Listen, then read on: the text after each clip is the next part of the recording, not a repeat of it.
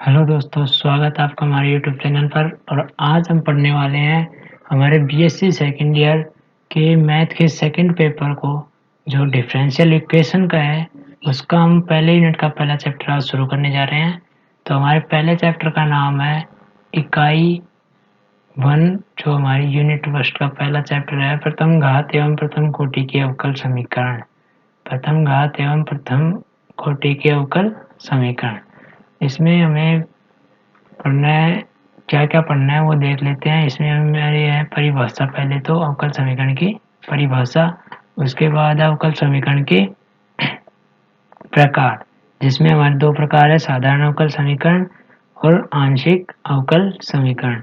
इसके बाद हम पढ़ेंगे अवकल समीकरण की कोटि एवं घात, अवकल समीकरण की कोटि एवं अवकल समीकरण की घात।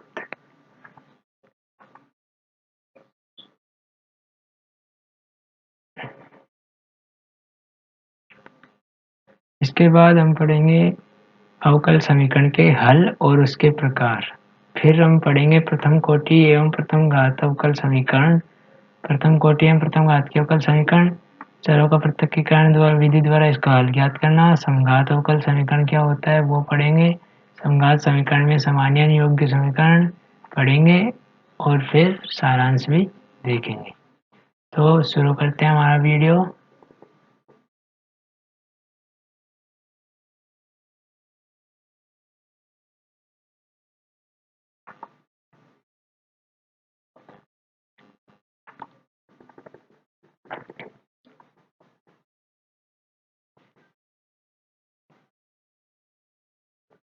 सबसे पहले हम देखते हैं अवकल समीकरण की परिभाषा।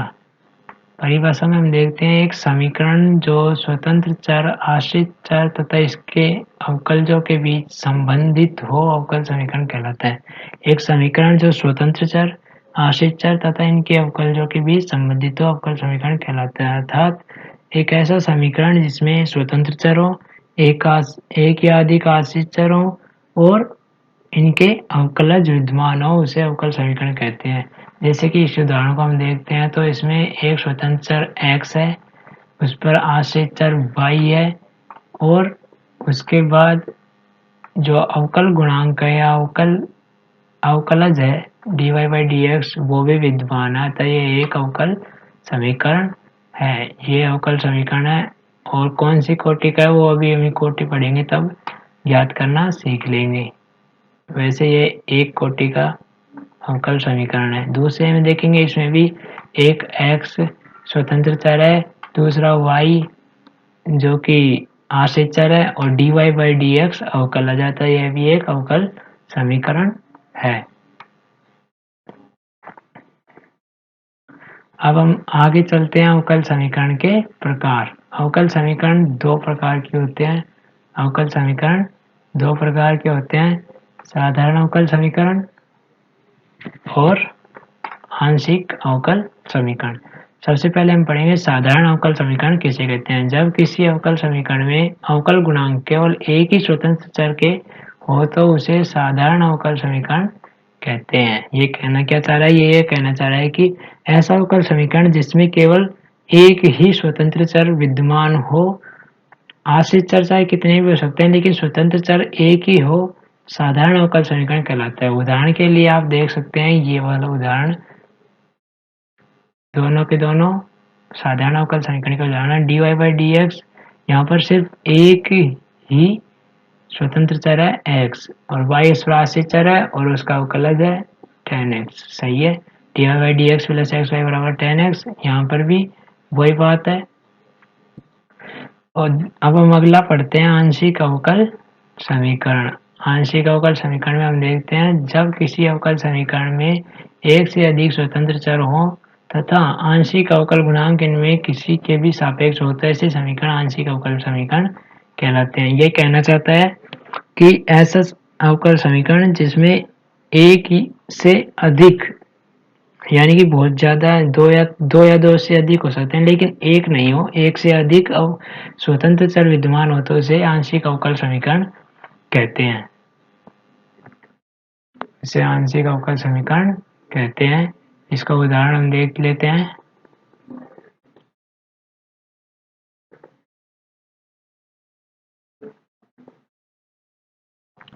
इसके उदाहरण के लिए देखिए X del Z upon del X plus Y del Z upon del Y बराबर एन जेड। ये आंशिक अवकल समीकरण कैसे है?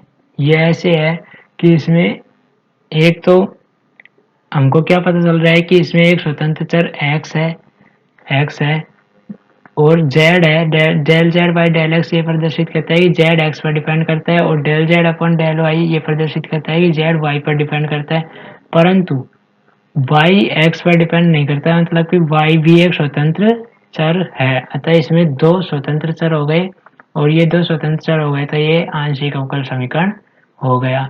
इसमें भी यही बात है, del Z upon del Y का मतलब है कि जेड वाई पर निर्भर करता है और del Z upon del x का मतलब है कि जेड एक्स पर निर्भर करता है। मतलब जो अवकलज है वो किसी एक चर का नहीं है, ये यहाँ पर y का है और यहाँ पर x का है।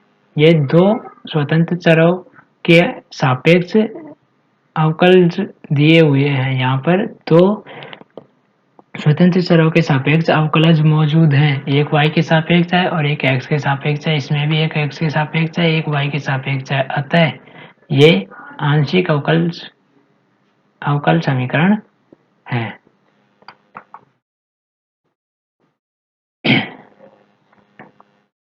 आगे हम पढ़ते हैं कोटि, ऑर्डर एवं घात, डिग्री।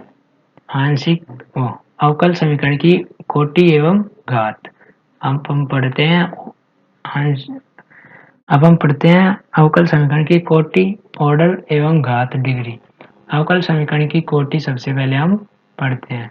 अवकल समीकरण में विद्यमान अवकल जो कि उच्चतम कोटि अवकल समीकरण की कोटि कहलाती है। ये आप पढ़ चुके हो 11वीं में, तो ये ज़्यादा कठिन नहीं है, ये नॉर्मल है। आपको मैं समझा देता हूँ कि अवकल समीकरण में जो अवकलज है वो कितनी कोटि का, मतलब उसमें मैक्सिमम कितनी बार अवकलज हो रहा है, वही उस अवकल समीकरण की कोटि कहलाती है। देखिए उदाहरण के लिए dy by D X plus X Y बराबर कोट एक्स। यहाँ पर जो अवकलज है ये dy बाई डी एक्स, इसमें कितनी बार अवकलज हो रहा है y का x के सापेक्ष एक बार, अतः ये एक कोटि का अवकलज है। इसकी कोटि हो गई एक। और दूसरा हमारा है Y into del two Y upon del X square plus X square D Y by D X plus two Y बराबर एक्स प्लस साइन एक्स। यहाँ पर देखो ये जो अवकलज है इसमें y का x के सापेक्ष आंशिक अवकल हो रहा है, फिर वो कितनी बार रहा है? दो बार, तो इसकी कोटि दो होगी। अब आप इसको नहीं ले सकते क्योंकि उच्चतम कोटि कितनी है, उच्चतम अवकलज कितनी बार हो रहा है उसी को काउंट करना है। ये दो है, यहाँ पर एक बार ही हो रहा है तो हम दो को काउंट करेंगे तो इसकी कोटि हो गई दो। हो गई। अब हम पढ़ते हैं अवकल समीकरण की घात, डिग्री ऑफ डिफरेंशियल इक्वेशन। अवकल समीकरण को अवकलजों के संदर्भ में परिमेय और पूर्ण बीजीय बनाने के बाद उसमें आने वाले उच्चतम कोटि के अवकलज की घात ही उस अवकल समीकरण की घात कहलाती है। यह कहना चाहता है कि जो हमारा अवकल समीकरण होगा उसको हमें ऐसे टर्म्स के प्लस या माइनस के रूप में लाना है। जैसे ये एक टर्म हो गई प्लस, फिर ये एक टर्म हो गई, ऐसे बनाना है। पूर्ण बीजीय और परिमेय ऐसे नहीं होना चाहिए कि गुणा में अकेले dy है dx है। dy बाई डी एक्स जो अवकलज है dy बाई डी एक्स ही होना चाहिए, dy बाई डी एक्स ही होना चाहिए। जैसे dz बाई डी एक्स है तो अकेला dz नहीं होना चाहिए, उसके नीचे dx भी होना चाहिए। ऐसे परिमेय बनाना है। और पूर्ण बीजीय का मतलब है कि ऐसे ये जो दिया गया अंडर रूट में ऐसे नहीं होनी चाहिए, इसका वर्क करके ऐसे टर्म्स में डिवाइड करना है। तो आपको समझ में आ गया होगा कि अवकल समीकरण को अवकलजों के संदर्भ में परिमेय और पूर्ण बीजीय बनाने के बाद उसमें आने वाले उच्चतम कोटि के अवकलज की घात ही उस अवकल समीकरण की घात कहलाती है। उदाहरण के लिए D two Y upon D x square की पावर 3 है और y plus D Y by D X की पावर 4 बराबर 7y की घात 3 है। इसकी घात 3 कैसे हुई? क्योंकि इसकी घात तो 4 है मगर उच्चतम कोटि के अवकलज की घात, यहाँ पे लिखा है उच्चतम कोटि के अवकलज की घात। मैं आपको दिखाता हूँ, या मैं आपको दिखाता हूँ उच्चतम कोटि के अवकलज की घात होनी चाहिए। मतलब जो मैक्सिमम कितनी बार अवकलज हो रहा है उसकी उच्चतम घात देखनी है। पहले तो देखना है कि मैक्सिमम कितनी बार अवकलज हो रहा है। यहाँ पर देखेंगे तो एक बार हो रहा है, यहाँ पर देखेंगे 2 बार हो रहा है, तो इसको कंसिडर करना है। फिर 2 के ऊपर अगर 2 वाले भी 2 होते हैं, जैसे कि यहाँ पे होता है d2 z upon dx square की पावर 5 होता, तो फिर इसको नहीं लेते, हम इसको नहीं लेते, फिर ये वाला लेते। तो ये बात है। पहले तो हम देखेंगे मैक्सिमम कितनी बार अवकलज हो रहा है, उसके बाद हम देखेंगे कि मैक्सिमम घात कितनी है। वो घात ही अवकल समीकरण की घात या डिग्री कहलाती है। अब देखो आप ये वाला समीकरण देखो, इस वाले को गौर से देखो। इसको आप बता सकते हो कि कौन कितनी घात है? नहीं बता सकते ना, तो पहले इसको थोड़ा सा हल करना पड़ता है। इसको ये वाली टर्म को इधर के साइड भेजेंगे और उसके बाद वर्क कर देंगे, तो वर्क करने पर हमको जो प्राप्त होगा समीकरण वो ऐसे प्राप्त हो जाएगा। और अब हम इसमें बता सकते हैं कि इसकी घात 2 है, क्योंकि इसका अधिकतम अवकलज 2 बार हुआ है, तो इसकी घात 2 है। समझ में आ गया होगा। अब हम पढ़ेंगे अवकल समीकरण। ये थोड़ा सा मिसप्रिंट हो रहा है, ये कल नहीं है, ये हल है। तो अवकल समीकरण के हलों के प्रकार, ये यहाँ पर मिसप्रिंट है, तो ये है कल के प्रकार नहीं है ये। इसको मैं सही कर देता हूँ। हल के प्रकार, अवकल समीकरण के हल के प्रकार। तो हम पढ़ते हैं व्यापक हल। अवकल समीकरण के हल 3 प्रकार के होते हैं। पहला है व्यापक हल, जनरल सॉल्यूशन। व्यापक हल क्या होता है? यदि किसी अवकल समीकरण, पहले तो आप ये समझो हल क्या होता है। अवकल समीकरण का हल क्या होता है? अवकल समीकरण का हल होता है कि जो अवकल समीकरण का हल वह समीकरण है या वह संबंध है जिसमें स्वतंत्र चर आश्रित चर के मध्य संबंध बताया गया हो। उसमें अवकलज नहीं होना चाहिए। अवकल गुणांक होता है ना dy बाई डी एक्स, वो मौजूद नहीं होना चाहिए। सिर्फ आश्रित चर और स्वतंत्र चर के मध्य संबंध व्यक्त करने वाले समीकरण को ही उस अवकल समीकरण का हल कहते हैं, यदि वह उस अवकल समीकरण को संतुष्ट करता है। संतुष्ट भी करना चाहिए, अगर संतुष्ट नहीं करता है तो वो अवकल समीकरण का हल नहीं है। और ये हल 3 प्रकार के होते हैं, आपको बताता हूँ मैं। पहला है व्यापक हल। यदि किसी अवकल समीकरण के हल में समीकरण की कोटि के बराबर के स्वेच्छ चर कोई भी नियतांक कांस्टेंट उपस्थित हो तो उसे व्यापक हल कहते हैं। यदि अवकल समीकरण के हल में समीकरण की कोटि के बराबर स्वेच्छ चर हो तो उसे व्यापक हल कहते हैं। व्यापक हल को पूर्ण समाकल भी कहा जाता है। पूर्ण समाकल भी कहा जाता है, ये आप ध्यान रखना।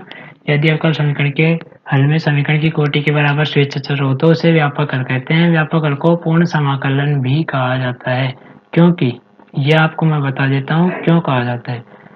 जो हल होता है उस हल का हम अवकलन करें या फिर उसमें कुछ और बीजीय वो करें, संक्रियाएं लगाएं, तो हम उस अवकल समीकरण को प्राप्त कर सकते हैं। इसलिए इस व्यापक हल को पूर्ण समाकल भी कहा जाता है। अगले की बात करें हम तो विशिष्ट हल हमारा अगला वो है।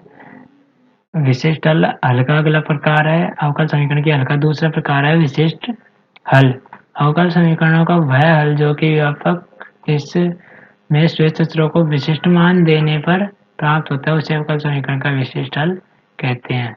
समझ में नहीं आया होगा, मैं समझाता हूँ कि यदि व्यापक हल में जो कांस्टेंट होते हैं उनको हम कुछ मान दे दें तो हमें विशिष्ट हल प्राप्त होता है। जैसे कि मान लो व्यापक हल में कांस्टेंट था C1 C2 या फिर AB, कुछ भी है, AB कुछ भी कांस्टेंट है, इनको कुछ मान दे दें। जैसे C1 बराबर 2 मान लेते हैं, C2 बराबर 3 मान लेते हैं और B बराबर 1 मान लेते हैं, A बराबर 0 मान लेते हैं। तो इन मानों को रखने पर व्यापक हल का जो मान हमें प्राप्त होता है उसे विशिष्ट हल कहते हैं। विशिष्ट मतलब विशेष मान पर जो हमें व्यापक हल प्राप्त होता है उसे ही हम विशिष्ट हल कहते हैं, पर्टिकुलर सॉल्यूशन कहते हैं। अगला हमारा रहेगा विचित्र हल। अगला जो हमारा हल का प्रकार है तीसरा, अवकल समीकरण का हल का तीसरा प्रकार है वो है विचित्र हल, सिंगुलर सॉल्यूशन। अवकल समीकरण का वह हल जो व्यापक हल में श्वेत चर को विशिष्ट मान देने पर प्राप्त नहीं होता है उसे विचित्र हल कहते हैं।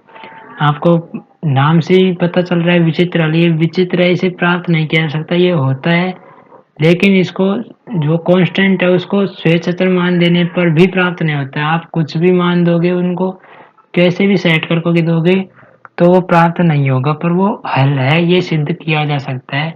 उदाहरण के लिए निम्नलिखित अवकल समीकरण को कोटि और घात देखिए। ये तो हो गया, ये तो एक्सरसाइज आ गई एक तरह की उदाहरण।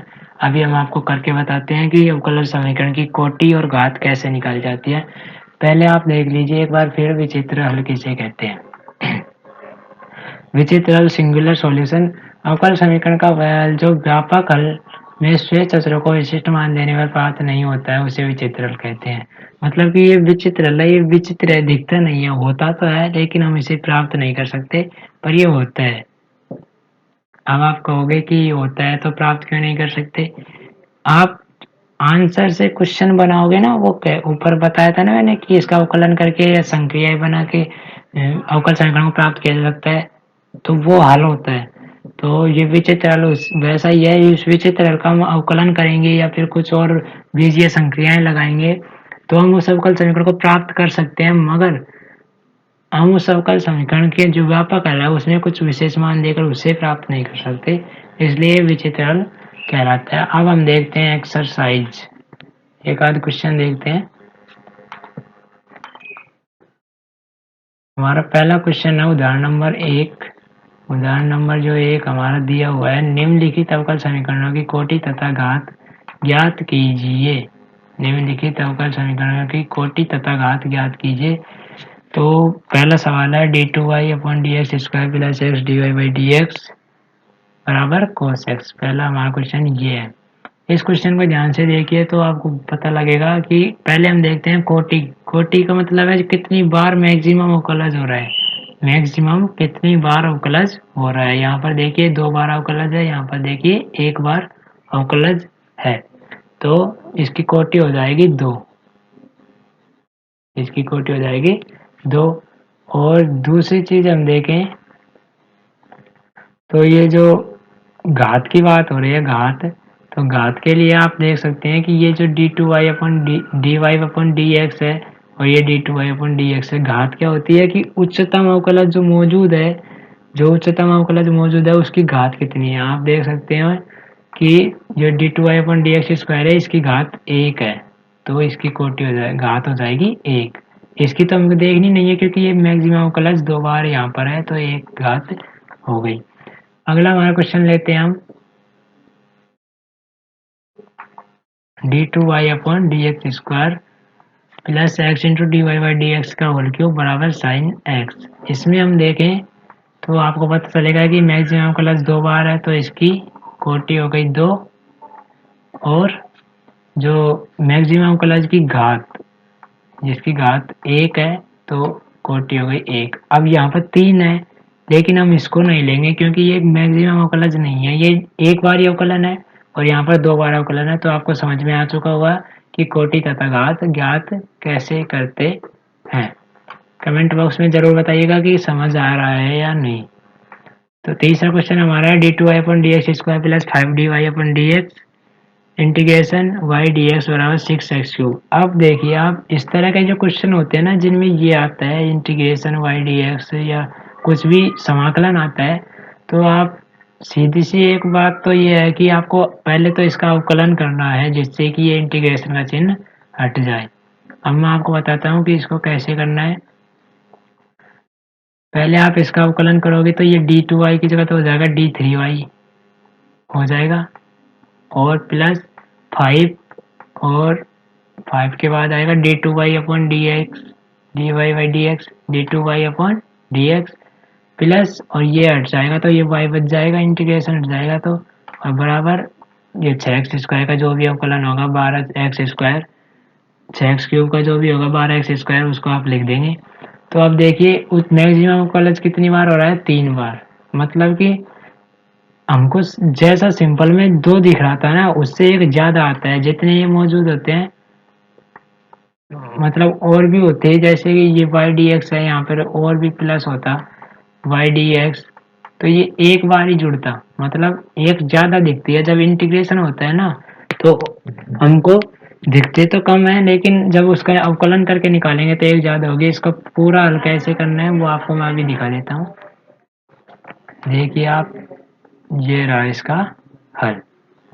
हल देखिए आप इसका, अवकल समीकरण को समाकलन में स्वतंत्र करने पर, अर्थात इसका अवकलन करने पर, इसको हम समाकलन में से गायब कर रहे हैं, इसको समाकलन को हटा रहे हैं इसमें से।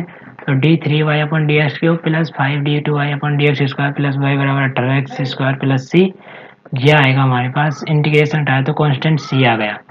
यहाँ उच्चतम अवकलज की कोटि 3 और घात 1 है, अतः दिए गए अवकलज समीकरण की कोटि 3 और घात 1 है। समझ में आ गया? देख सकते हैं आप, यहाँ पे मैं दिखाता हूँ हाईलाइट से कि ये जो है मैक्सिमम अवकलज है, इसकी 3 बार अवकलज हो रहा है तो कोटि हो गई 3, ये है मैक्सिमम अवकलज। फिर हमको देखनी है घात, तो मैक्सिमम अवकलज ये है और इसकी घात कितनी है 1, कुछ भी घात नहीं होती, मतलब एक घात है तो इसकी कोटि हो गई 1, वो घात हो गई 1 और कोटि हो गई 3। समझ में आ गया आपको? चलते हैं अगले क्वेश्चन या एक्सरसाइज जो भी है उस पर।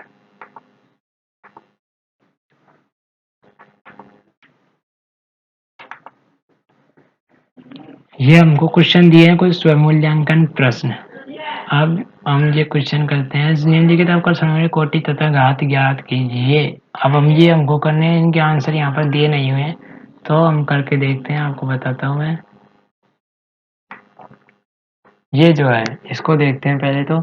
इसमें मैक्सिमम अवकलज 3 है, या D three Y upon D X cube है, तो मैक्सिमम अवकलज 3 बार हो रहा है। और आगे डी टू वाई है, डी वाई है, तो आप लिख सकते हैं इसमें कि कोटि तो हो गई इसकी 3, और मैक्सिमम अवकलज की घात कितनी है, घात है 1, तो कोटि हो गई 3 और घात हो गया 1। आ गए समझ में? अब देखते हैं हम अगला, ये वाला क्वेश्चन देखते हैं। X y d Y by D x बराबर x square plus 2/y plus 3, इसमें तो कुछ भी नहीं है, सीधा ही दिख रहा है कि जो ये है हमारा D Y by D X maximum में एक बार अवकलज है तो कोटि हो गई 1, और जो ये है इसकी घात हो गई 1, तो घात भी हो गई अवकल समीकरण की 1। अब हम देखते हैं हमारा अगला question, d two Y upon D x square plus 5dy upon D x बराबर integration x square d x. मैंने आपको बता ही दिया था अभी कि हमको 2 दिख रही है, इसकी कोटि मैक्सिमम 2 दिख रही है, लेकिन इसमें ये इंटीग्रेशन मौजूद है, इंटीग्रेशन मौजूद है। आपको दिखा देता हूँ, ये इंटीग्रेशन मौजूद है ये वाला। तो ये इंटीग्रेशन जो मौजूद है तो इसकी कोटि 1 बढ़ेगी, इसका अवकलन करेंगे तो 1 कोटि बढ़ेगी, एक बार अवकलन करते हैं तो 1 कोटि बढ़ जाती है। तो D two Y upon D x square की जगह 3 कोटि हो गई, 2 थी, 1 बढ़ जाती है 3 हो गई, और इसकी घात वही 1 ही रहेगी, तो 3 और 1। अब हमारा दूसरा क्वेश्चन अगला देखते हैं। अवकल समीकरण की कोटि एवं घात को परिभाषित कीजिए। तो आप ये आसानी से कर सकते हैं कि अवकल समीकरण की कोटि एवं घात किसे कहते हैं। तो अवकल समीकरण की कोटि में आपको लिखना है कि अवकल समीकरण में उपस्थित उच्चतम कोटि, अवकलज की उच्चतम कोटि ही उस अवकल समीकरण की कोटि कहलाती है। अवकल समीकरण में उपस्थित अवकलज या अवकल गुणांक की उच्चतम कोटि ही उस अवकल समीकरण की कोटि कहलाती है। और घात की अवकल समीकरण को परिमेय और बीज वो क्या था, परिमेय और बीजीय रूप में परिवर्तित करने पर, परिमेय और बीजीय रूप में परिवर्तित करने पर उच्चतम अवकलज या अवकल गुणांक होता है, उसकी घात ही अवकल समीकरण की घात कहलाती है। अवकल समीकरण की घात में क्या था कि अवकल समीकरण की घात में था कि अवकल समीकरण को परिमेय एवं बीजीय रूप में परिवर्तित करने पर अवकल समीकरण में जो अवकल गुणांक, उच्चतम अवकल गुणांक है उसकी घात, उच्चतम कोटि की अवकल गुणांक की घात ही अवकल समीकरण की घात कहलाती है। ये आप कर दोगे, मैंने आपको बता दिया ऊपर से परिभाषा आप कर दोगे, आप छोड़ोगे नहीं, मेरे को पता है। अगला समीकरण देते हैं, अवकल समीकरण के व्यापककरण को परिभाषित करें। व्यापककरण क्या होता है? जिसमें कोटि के बराबर संख्या में स्वेच्छ अचर या कांस्टेंट नियतांक, स्वेच्छ कुछ भी मान सकते हो, C1 D1 Z1 K1 कुछ भी मान सकते हो, मेरा नाम आपका नाम कुछ भी, तो उसे व्यापक समीकरण कहते हैं। जिसमें कोटि के बराबर संख्या में क्या हो? कांस्टेंट या नियतांक उपस्थित हो। अब हमारा अगला आता है प्रथम कोटि एवं प्रथम घात अवकल समीकरण। ये हम कल पढ़ेंगे, ये हम कल यानी कि अगली क्लास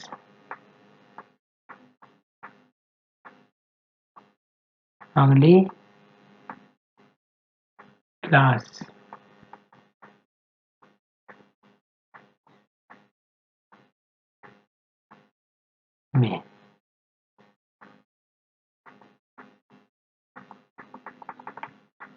पढ़ेंगे। तो मैं आपको बता भी देता हूँ लिख के,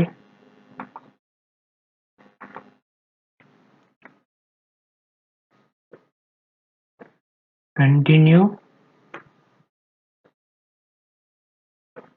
the next class next day. हमारी अगली क्लास जल्द आएगी, तो आप अगली क्लास के लिए हमारे चैनल को सब्सक्राइब, वीडियो को शेयर और लाइक जरूर कर देना पसंद आया हो तो, और समझ में नहीं आया हो तो कमेंट बॉक्स में ज़रूर लिखना। हम हमारे तरीके को सुधारेंगे, पढ़ाने के तरीके को सुधारेंगे। और अगर आपको समझ में आया है तो आप अच्छे अच्छे कमेंट कर सकते हैं। आपको जो अच्छा लगे, बुरा लगा है तो बुरा कमेंट कर दीजिए। आपको जैसा भी लगा है कमेंट ज़रूर कर देना। पहली वीडियो है तो चेक तो कर ही लेंगे कि कैसा लगा, अगली वीडियो बनानी है या नहीं, बता देना आप।